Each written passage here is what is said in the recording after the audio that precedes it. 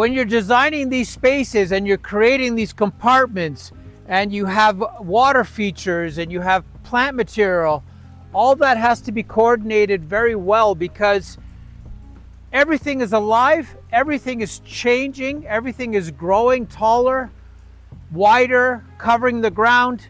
And it makes a big difference when you're planning out a space and a building, especially if you're trying to get that building to fade into the landscape or be part of the landscape.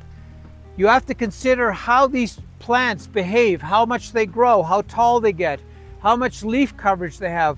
All those things are super important.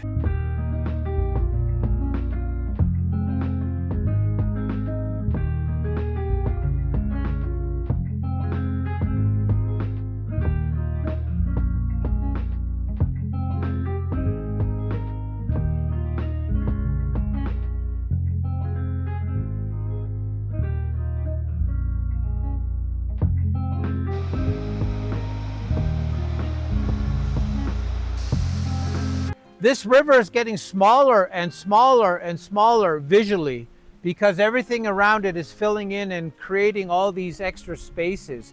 So that's a big difference, is that you have to really consider this plant material taking up space and making everything around it, from the building to the rivers to the stones. It makes everything look a lot smaller.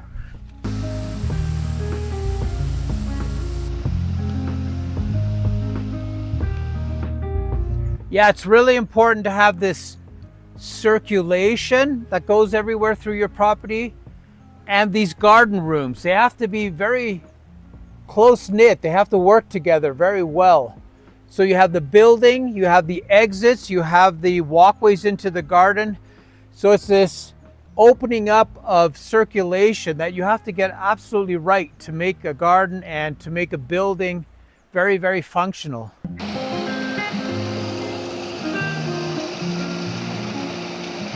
It's very interesting how this garden, or your garden, or anyone's garden, will grow with them. If you live on the property, or if you're always here, the garden will feel very comfortable to you. But if you go away for a year, everything will look overgrown and look very foreign to the person that is visiting or living on this property. We've had such bad windstorms here, the garden doesn't look very good.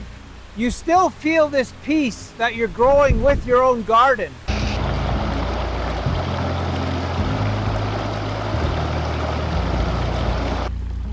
Yeah, these water features represent life. They bring life into this garden. So the water, my presumption is this water might travel 15 feet or 10 feet inwards, and it keeps everything alive. And these roots inside these containers will try to reach the water table down here. That'll allow them to grow incredibly fast by having this extra water underneath.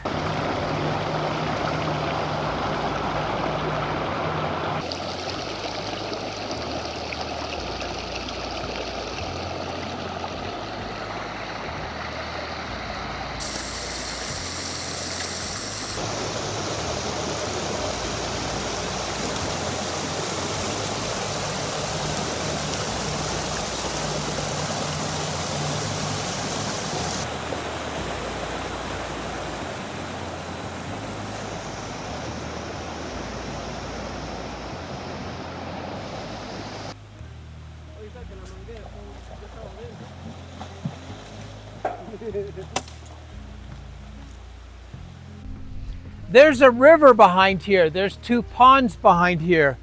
You can't see them anymore simply because everything is overgrown. I built a seat into this area here and it's completely covered up. You can't even see the seat. So everything is basically filling in and changing the visual. The visual is very different of this place because of the way everything is growing. So this idea of creating garden rooms and breaking up the views and not seeing everything when you get onto the property, it's a really important design element to sort of compartmentalize your property so you don't see everything all at once.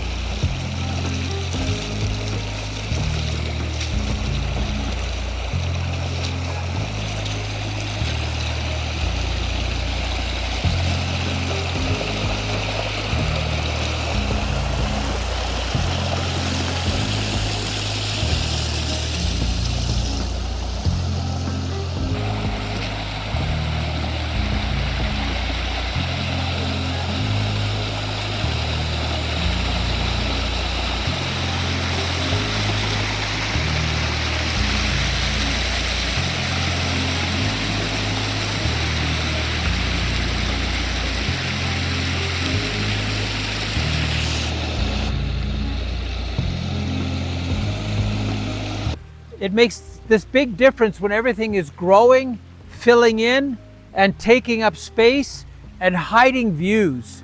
And I like to work with garden rooms where you basically entering a space and you don't know what is behind this wall here. You actually don't know what is going on behind there.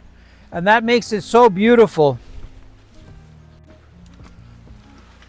When you have these secret rooms and you can't see everything at once, you can only see certain things.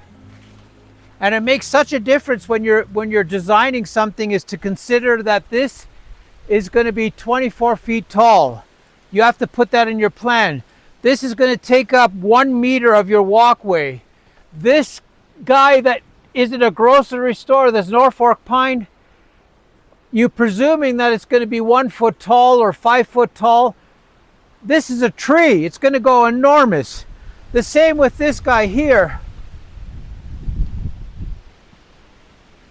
That's an enormous piece of plant material. It's going to take up a lot of space. And when you're looking this way towards the Ecolodge, you can't see it. You can barely see it. That's how much this landscape has taken over the lot itself.